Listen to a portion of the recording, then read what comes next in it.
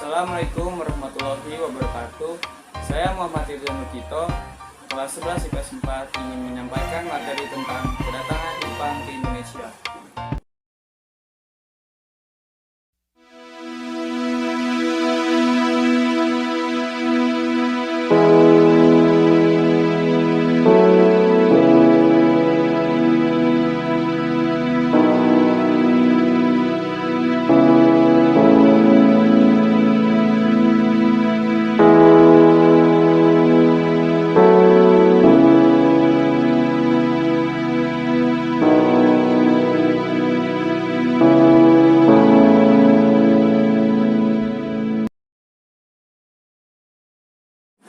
Pada Januari 1942, Jepang memasuki wilayah Indonesia melalui Ambon serta berhasil menguasai seluruh wilayah Maluku. Datangnya Jepang ke Indonesia ini disambut dengan sangat baik oleh rakyat Indonesia, dikarenakan Jepang mengaku bahwa ia adalah saudara tua dari Indonesia.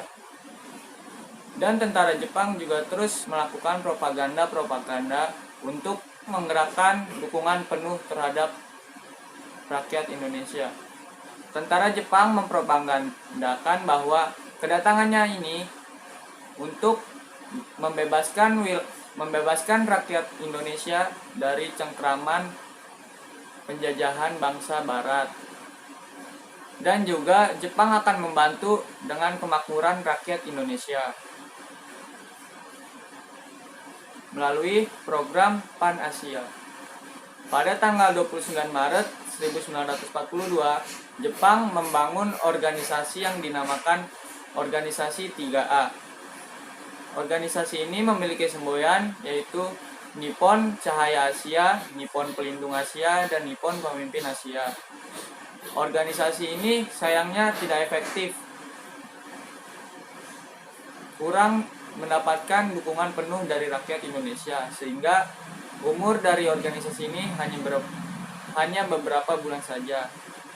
Sehingga pemerintah Jepang membangun organisasi yaitu Pusat Tenaga Rakyat atau PUTERA. Gerakan 3A yang dianggap gagal. Kemudian Jepang mengajak pergerakan tokoh-tokoh nasional untuk meningkatkan kerjasama di organisasi PUTERA ini. Tetapi organisasi ini juga tidak mendapatkan dukungan penuh dari rakyat Indonesia. Dan Jepang pun membubarkan organisasi ini. Ada organisasi semi militer. Yang pertama itu ada organisasi Seinendan. Seinendan ini adalah organisasi para pemuda yang berusia 14-22 tahun. Tujuan dibentuknya Seinendan ini agar pemuda Indonesia bisa menjaga dan mempertahankan tanah airnya sendiri dengan kekuatan sendiri. Terus ada Keibodan. Keibodan itu merupakan organisasi semi militer yang para anggotanya berusia 25-35 tahun. Pembentukan Keibodan ini dimaksudkan untuk membantu para polisi dalam bidang mengatur lalu lintas, menjaga desa. Oleh sebab itu, Keibodan juga dilatih kemiliteran. Di organisasi militernya ada PETA. PETA adalah organisasi militer yang pemimpinnya adalah bangsa Indonesia yang mendapatkan latihan kemiliteran. Organisasi Tentara Pembela Tanah Air secara resmi dibentuk pada tanggal 3 Oktober tahun 1943 yang dipimpin oleh Gatot Mangkuprojo. Di dalam pengerahan dan penindasan kepemerintahan Jepang, Jepang membuat Romusha. Kebijakan yang dibuat oleh Jepang ini mengakibatkan penderitaan rakyat Indonesia. Pada awalnya rakyat melakukannya secara sukarela, sehingga Jepang tidak kesulitan untuk memperoleh tenaga. Sebab rakyat sangat tertarik oleh propaganda yang dilakukan oleh Jepang, sehingga rakyat rela membantu untuk bekerja apa saja tanpa diberi gaji. Kebijakan dan tindakan yang dibuat oleh Jepang mengakibatkan penderitaan rakyat seperti rakyat petani tidak dapat berbuat banyak kecuali harus tunduk kepada praktik tirani-tirani Jepang. Dikarenakan rakyat yang sangat tersiksa mengakibatkan rakyat di Indonesia melakukan perlawanan. Salah satunya ada Aceh angkat senjata. Perlawanan ini dipimpin oleh Abdul Jalil. Kebencian rakyat Aceh terhadap Jepang mengakibatkan perlawanan pun terjadi. Sayangnya Aceh berhasil dikalahkan oleh tentara Jepang. Lalu ada perlawanan rakyat Irian Barat. Gerakan perlawanan yang dikenal di Papua adalah Gerakan Foreri. Pemimpinnya bernama El Long Forem. Rakyat Irian memiliki semangat pantang menyerah. Sekalipun Jepang sangat kuat, rakyat Irian terus memberikan perlawanan terhadap Jepang di berbagai tempat. Dan perlawanan di tanah Irian ini juga meluas ke wilayah lainnya, dari Biak ke Yapen Selatan. Perlawanan ini berlangsung sangat lama, bahkan sampai kemudian tentara Jepang dapat dikalahkan oleh rakyat Irian. Selanjutnya ada Peta di Blitar angkat senjata. Sebagai komandan Peta, Supriyadi memahami bagaimana penderitaan rakyat akibat penindasan yang dilakukan Jepang.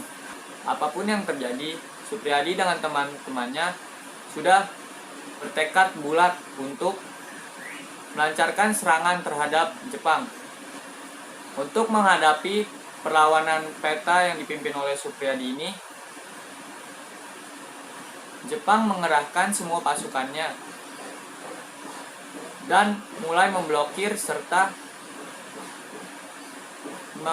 mengepung pertahanan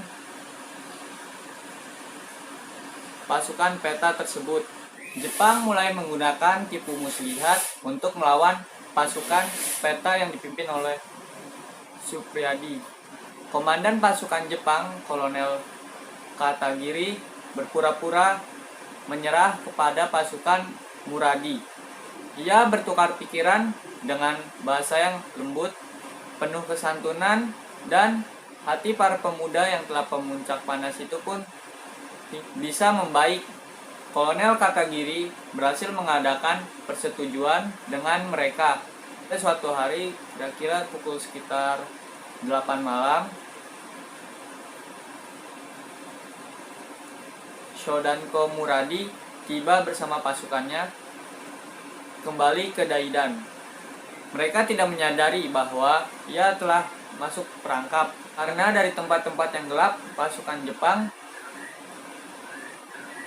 telah mengepung mereka. Mereka kemudian dilucuti senjata dan diangkut ke markas Kempetai Blitar. Kekuatan Peta di bawah Supriyadi ini mengalami kelemahan.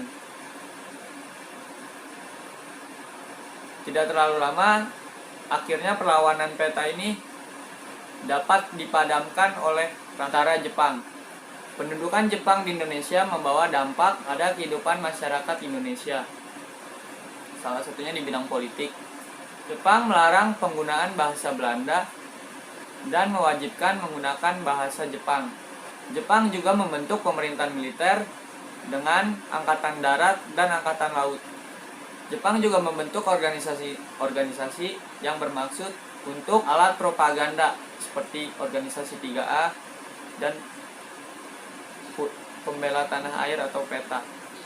Tetapi gerakan tersebut gagal dan dimanfaatkan oleh kaum pergerakan sebagai wadah untuk pergerakan nasional. Selanjutnya di bidang pendidikan.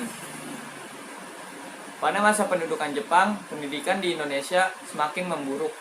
Pendidikan tingkat dasar hanya 1. Sementara itu perguruan tinggi ditutup pada tahun 1943. Satu hal keuntungan pada masa Jepang adalah penggunaan bahasa Indonesia sebagai bahasa pengantar. Melalui sekolah-sekolah itu, Jepang melakukan indoktrinisasi. Sekian yang bisa saya jelaskan, kurang lebihnya mohon maaf. Wassalamualaikum warahmatullahi wabarakatuh.